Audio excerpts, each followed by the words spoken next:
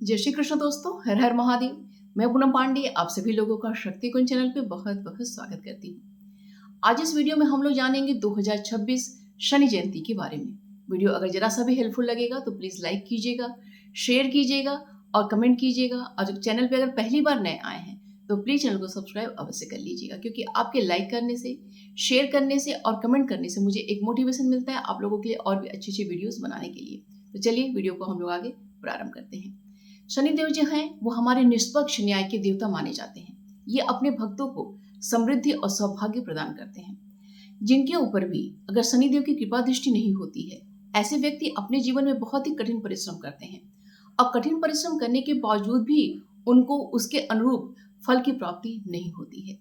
इसीलिए अपने जीवन में हमेशा ही अच्छे जो है कर्म करते रहना चाहिए और संग संग शनिदेव को प्रसन्न करने का उपाय भी करते रहना चाहिए।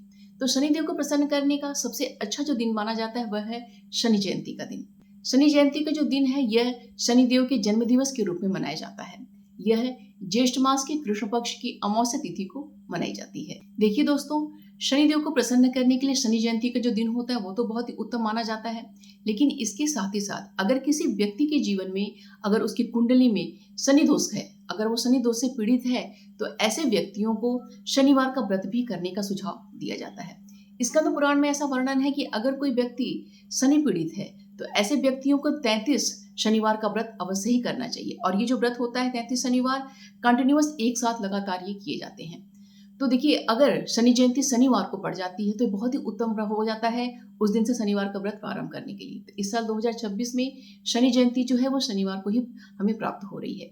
तो अगर कोई भी व्यक्ति अगर वो शनि दोष से पीड़ित चल रहा है तो ऐसे व्यक्ति जो है इस साल 2026 में जो शनिवार का व्रत जो है शनि जयंती से प्रारंभ कर सकते हैं। और इसके अलावा अगर कोई व्यक्ति किन्हीं कारणों से जो है शनि जयंती से इस बार जो है शनिवार का व्रत प्रारंभ नहीं कर पाता है, तो फिर सावन मास जब हमारा आता है तो सावन मास के जो पहला शनिवार होता है, तो शनि दोष को दूर करने के लिए सावन मास का जो पहला शनिवार होता है उस दिन से जो है अपना शनिवार का व्रत वह प्रारंभ करना चाहिए। ऐसा हमारे शास्त्रों में निर्देश हमें दिया गया है। तो उस समय जो है लगातार कंटिन्यूअस आप 33 शनिवार का व्रत भी उसमें आप प्रारंभ कर सकते हैं।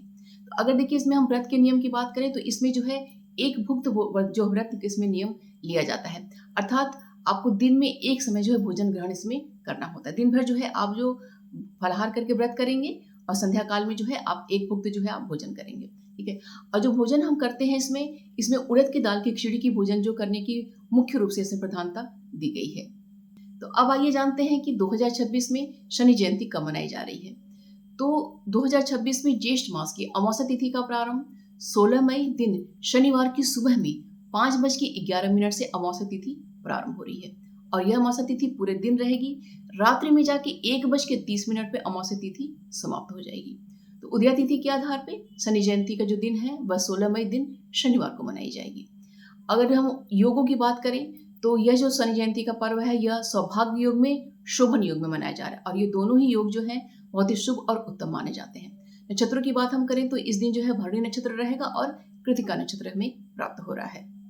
और इस दिन देखिए, जिस दिन हमारा शनि जयंती का पर्व मनाया जा रहा है इस दिन वट सावित्री का व्रत भी रखा जाएगा। अब देखिए कि जो शनि जयंती की पूजा विधि होती है और शनिवार की जो पूजा की विधि होती है बिल्कुल एक समान ही होती है, क्योंकि दोनों में ही जो है शनिदेव के पूजन अर्चन इसमें किया जाता है। तो जो भी आप व्रत कर रहे हों तो सुबह जल्दी उठ के आप स्नान कीजिए, उसके पश्चात जो है आप सूर्य नारायण को अर्घ्य प्रदान कीजिए। जो शनिदेव हैं वो सूर्य नारायण के पुत्र माने जाते हैं और जिस समय आप सूर्य नारायण को आप अर्घ्य प्रदान करिए उसी समय जो है आप अपने व्रत का जो है मानसिक संकल्प वहीं से अपना आप प्रारंभ कर दीजिए। अगर आप शनि जयंती का व्रत कर रहे हैं या फिर शनिवार का आप व्रत कर रहे हैं तो वहीं पे जो है आप अपने हाथ में जो है जल लेके आप अपना नाम बोलिए, अपना गोत्र बोलिए और जो है आज से मैं मतलब जो भी शनि के द्वारा प्रदत्त आपकी पीड़ा है, चाहे शारीरिक है, मानसिक है, किसी प्रकार की जो पीड़ा है उसके शांति के लिए, उसके निवारण के लिए आप शनि जयंती का व्रत कर रहे हैं या फिर जो है आप जो शनिवार का व्रत कर रहे हैं 33 शनिवार जो है आज से मैं व्रत की प्रारंभ कर रहा हूँ। 33 शनिवार जो है लगातार मैं ये व्रत में करूँगा। तो इसे आपकी जो भी मनोकामना है आप उसको बोल के इसे आप पूरा करने का आप कृपा करिए। तो वो बोलते हुए संकल्प लेके जो है आप अपना जल जो है किसी वृक्ष में आप उसको आप डाल दीजिए, ठीक है। तो संकल्प आपका वहीं से प्रारंभ हो जाएगा। उसके पश्चात आपके घर के आसपास जो भी पीपल का वृक्ष है आप वहां पे जाइए। पीपल के वृक्ष के पास, पीपल के जड़ में जो है आप जल में अपने कच्चा दूध मिला लीजिए, कुछ जो है गुड़ या फिर शक्कर जो है इसमें मिला लीजिए, काला तिल डाल लीजिए, उड़द ले लीजिए, सरसों का तेल का दीपक आप ले लीजिए, नीले पुष्प ले लीजिए, ठीक है। इसके अलावा समी पत्र ले लीजिए, सभी कुछ ले जाके जो है पीपल का जो है आप जल अर्पित कीजिए, सब कुछ सारी सामग्री अर्पित कीजिए, दीपक जलाइए, उसके पास जो है वहाँ पे आप 7 परिक्रमा कीजिए, ठीक है। अब देखिए, अब यहाँ पे अगर आपके घर के आसपास शनिदेव का मंदिर है तो इसके पश्चात आप शनिदेव के मंदिर आप चले जाइए। वहाँ पे शनिदेव का मंदिर अगर है तो वहाँ पे मूर्ति एगो है, तो आप मूर्ति पे जो है आप सरसों का तेल उन्हें आप वहाँ पे अर्पित कीजिए, ठीक है। वहीं पे सरसों के तेल का दीपक जला के आपको जो पूजा पाठ आपको पाठ करना है वो पाठ अपना कीजिए। जैसे कि आप शनि सहस्त्र नाम का पाठ कर सकते हैं, या फिर शनिदेव के 108 नाम पाठ कर सकते हैं, शनि चालीसा का पाठ कर सकते हैं। इसके अलावा देखिए, राजा दशरथ द्वारा जो रचित शनि स्तोत्र है उसका पाठ कर सकते हैं, वो भी बहुत ही ज़्यादा प्रभावशाली माना जाता है। इसके अलावा एक बात का और ध्यान रखिएगा कि जब भी हम कोई व्रत करते हैं, जिस भी देवी देवता के निमित्त पर हम व्रत करते हैं, तो उसके कवच का पाठ जो है अवश्य ही करना चाहिए, क्योंकि कवच का पाठ करने से हमारी पूजा पाठ में जो है विघ्न नहीं आता है, हमें जो है एक सुरक्षा चक्र हमें प्राप्त होता है। तो जितना आपके पास समय है उसके अनुसार जो है, चाहे सुबह में चाहे शाम में, जैसे भी आपसे संभव हो सके अपना जो है आप पाठ कीजिए, ठीक है। और मान लीजिए कि शनि मंदिर आपके आसपास नहीं है, तो ये सारा कार्य जो है आप पीपल वृक्ष के नीचे भी आप कर सकते हैं। पीपल वृक्ष के नीचे ही वहीं बैठ के जो है शनिदेव का स्मरण करते हुए, उनका ध्यान करते हुए, उनका आवाहन करते हुए, वहीं पे जो है आपको जो भी अपनी पूजा पाठ आपको करनी है सब कुछ वहीं बैठ के आप कीजिए। क्योंकि देखिए, मोस्टली घर में जो है शनिदेव की मूर्ति या फिर शनिदेव का जो फोटो है वो घर में नहीं रखी जाती है। उनकी पूजा पाठ आदि जो होती है वो सब बाहर में ही जाके किया जाता है, चाहे पीपल वृक्ष के नीचे किया जाता है या फिर शनिदेव के मंदिर में किया जाता है।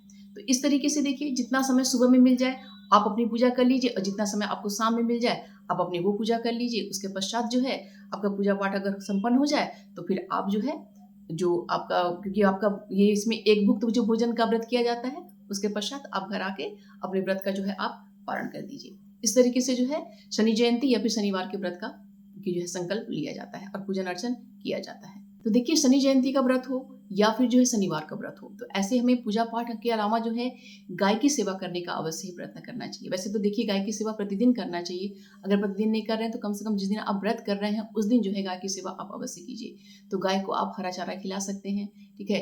गाय को आप भीगा हुआ चना जो है वो खिला सकते हैं, आप गुड़ रोटी खिला सकते हैं, मतलब जो भी आपसे बन पड़े उस हिसाब से आप गाय की सेवा कीजिए, क्योंकि गाय में जो है 33 कोटि देवी देवताओं का वास माना जाता है। इसके अलावा जो है आप, जो गरीब लोग होते हैं, विकलांग लोग होते हैं, सफाई कर्मचारी जो होते हैं, इनकी जो है मदद करने का प्रयत्न कीजिए, इनको प्रसन्न करने का प्रयत्न कीजिए। और ऐसा ही नहीं कि केवल शनिवार को ही कीजिए, जब भी आपको मौका मिले, जहाँ भी आपको लगे कि हाँ मैं ये मदद कर सकता हूँ, तो वहाँ पे जो है आप हमेशा ही जो है तत्पर होकर उनकी मदद आप कीजिए। इससे भी शनिदेव की कृपा दृष्टि बहुत ही जल्दी प्राप्त होती है, ठीक है। इसके अलावा देखिए, अगर जैसे आप 33 शनिवार का जो लगातार आप व्रत कर रहे हैं, तो जब हम भी कोई ऐसा व्रत हम करते हैं जो कि संकल्प के साथ कुछ जो करते हैं, जैसे 11-21 करते हैं या 33 जैसे शनिवार कर रहे हैं, तो ऐसे में उस व्रत का उद्यापन अवश्य करना चाहिए। तो संक्षिप्त रूप से उद्यापन कीजिए, ऐसा नहीं कि बहुत विस्तार से आपको उद्यापन करने की आवश्यकता है। तो जब अगर 33 शनिवार का आप व्रत कर रहे हैं, तो जब आखिरी शनिवार आपका आए, तो आखिरी शनिवार के दिन अपनी पूजा अर्चना आप सब कुछ कर लीजिए। उसके पश्चात किसी ब्राह्मण को जो है अपने घर आप बुलाइए, उनको जो है अच्छे से जो है भोजन कराइए, ठीक है। उनको वस्त्र है, अन्न है, दक्षिणा है, जो भी आपसे बन पड़े उन्हें जो है आप दे के उन्हें तृप्त करके जो है उन्हें विदा कीजिए। उसके पश्चात जो है आप अपने व्रत का पारण कीजिए। तो इस तरीके से बहुत संक्षिप्त रूप से जो है आपके इस व्रत का उद्यापन हो जाएगा, क्योंकि जब हम किसी अपने व्रत का उद्यापन कर देते हैं तो उसका हमें श्रेष्ठ परिणाम प्राप्त होता है। तो इस तरीके से बहुत आसान तरीके से आप अपने व्रत का उद्यापन आप कर सकते हैं।